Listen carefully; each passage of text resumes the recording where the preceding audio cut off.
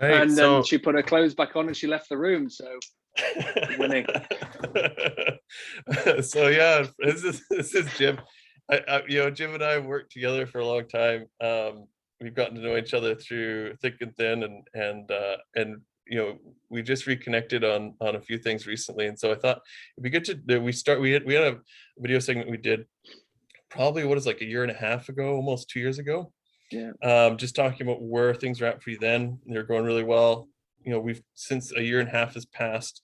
You've actually since gone on to do some other stuff as well. We've reconnected on that, and just wanted to. It's not often you get a chance to have like a long-term case study like this, and so I just jumped on it. Jim's happy to do follow up on this and see where things are at. So I wanted you couldn't get rid of me, Tyson. That's basically it. It's like when you're trying to shake a little puppy off your heel. Yeah, no, So it's a pleasure. Yeah, so maybe Jim, tell me what's gone on since we last did that last video case study. oh God. Well, yeah, it was a year and a half or so ago. There's a lot of water passed under the bridge since then. Last year was pretty mental on lots of levels for lots of reasons. Obviously, the elephant in the room being one of them, COVID. But last year I transitioned to a different type of marketing model. We brought another team member on from a coaching perspective. So rather than just focusing on just me doing the coaching myself, I had a licensee. We tried that for a while. Like I say, I brought on a marketing person in-house rather than having it more of a freelance contract basis as it was with you. So we went down that route for a while. I built a speaking side of my business, so to become more of a keynote speaker and use that as the sort of part of my funnel. That's been a major focus. That's been predominantly in 2021. New website, new positioning. You can imagine what full well how much time it takes to create a brand and start getting the message out there. So, and also working with a few more teams, so high performance teams as well as just individuals. So, couple of companies like British Cycling we've been chatting to recently. So the British Olympic cycling team has been pretty successful for the past few years. So we're talking to those coaches to learn some more self-awareness or teach their riders a bit more self-awareness stuff. So yeah, a load of really cool stuff has been happening since we last connected. Cool, that's awesome. Well, and we kind of what reconnected us is you're giving me some good positive feedback on what our campaign did in the time that we're working together, and that as a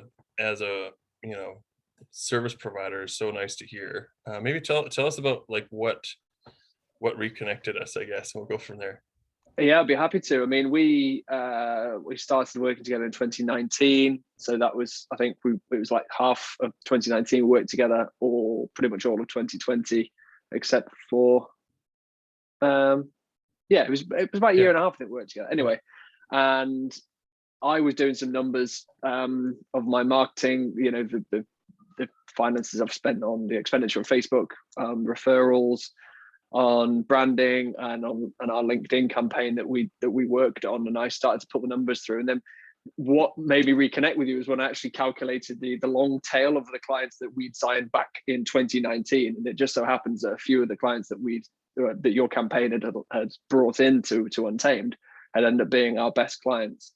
So even though we haven't worked together in 18 months, the benefit from the time from our working together is still ongoing, and they are still working and they're still bringing in loads of revenue. So from an ROI perspective, if you see the big picture, it's been fantastic. So yeah, I wanted to connect with you and let you know that, because I know what it's like when you're a service provider to have positive feedback from saying, hey, by the way, did you know that it was way more successful than you realized? I mean, we knew it was successful back at the time, but obviously that's been enhanced. Yeah, exactly.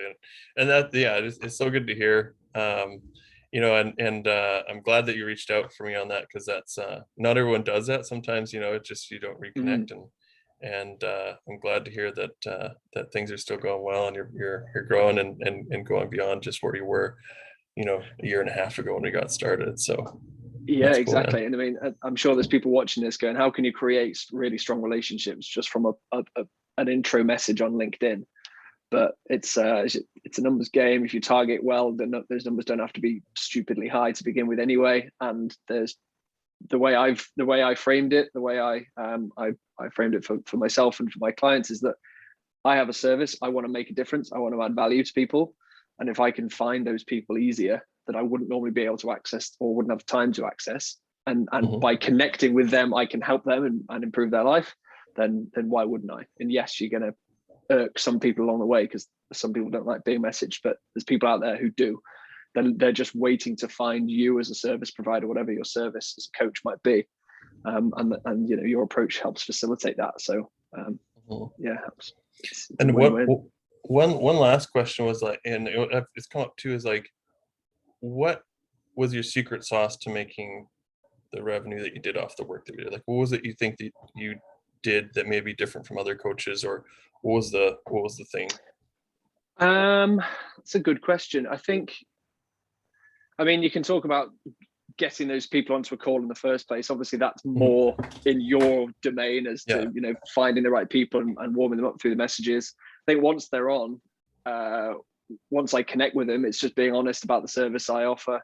It's about being very clear about who I want to work with, about the value I want to add, the impact I want to make, and just communicating that passionately. Without being too pushy. And I've definitely crossed that line a few times, because I'm just like, you don't understand, it could make a huge difference to your life, why are you not listening? So it's kind of being passionate without being too pushy. And then when you're working with them, when you've got them on board, just do right by them. Just communicate clearly, be honest with them, do right by them, provide as good a service as possible. I mean, I've only had probably, of the hundreds of clients I've worked with in the past 4 years or so, I've probably only less than 5, I'd say, have ended in any way negatively or acrimoniously or not wholly positively. So yeah, the people I'm working with, the reason why that long tail has been so good is because I've continued to serve them as best I can.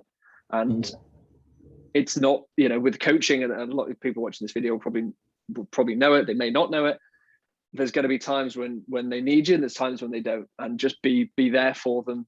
Continue to make contact. So you might do an initial 3 months or 6 months with them, just say hello, just continue to if you remember their birthdays, their family situation or whatever, and just be there as a person to support them.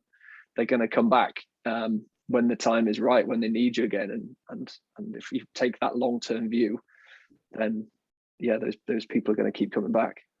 That's a great, that's the same also in every business, but especially in coaching, I find, because you get to know them so well. It's really, really personal. And they will share stuff with you. I mean, I don't need to tell anybody watching this video because they already know, but I mean, coaching clients share more with their coach, than, depending on the type of coaching, of course, than they do with their spouses, than with their kids, with some people some people they've never shared that with in their life.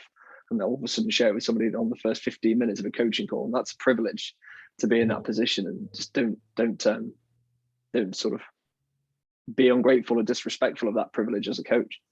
Yeah, totally. Awesome. Well, that's great, Jim. I really appreciate it. Thank you so much Always for the pleasure, feedback. Mate. Yeah. You're and welcome. Look forward to seeing what the next 12 months brings. Yeah, and you too, mate. Thank you. All right, take care.